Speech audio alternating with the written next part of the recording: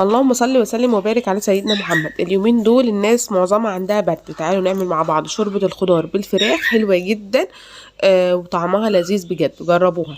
هنجيب ربع كيلو بانيه مقطع صغير خالص، هنشوحه معلقة سمنة ومعلقة زيت، هننزل عليه ببصلاية مقطعة صغير او مقطعة جوليان. هنشوح البصل لغاية ما يدبل مع الفراخ وتحسي كده ريحته طلعت، وريحته هتلاقيها مفحفحة كده. هننزل عليه بأي نوع خضار عندك، ان شاء الله نوع واحد. هننزل ببسلة، كوسة، جزر، بطاطس، فاصوليا.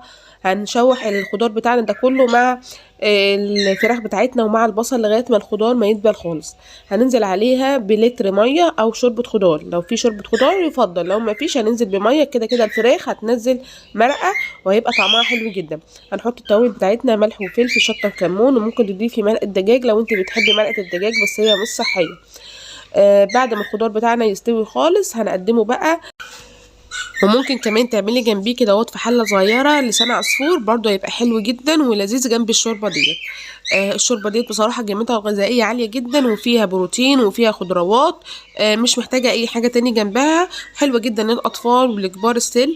والجو بتاع البرد بصراحة عايز على طول شوربة وسوائل وعصاير، وخصوصا لو في أطفال اهتمي بيهم، ما تخليش البرد يتمكن منهم. على طول ادي سوائل. ويعني ربنا يشفي الجميع يا رب، كل اللي عنده برد ربنا يشفيه. وجربوا الوصفة ديت حلوة جدا، جربوها بالفراخ هتلاقوا طعمها مختلف، وطعم الخضار جميل كده اهوت، وخلي الخضار فيها يقرمش كده اهوت.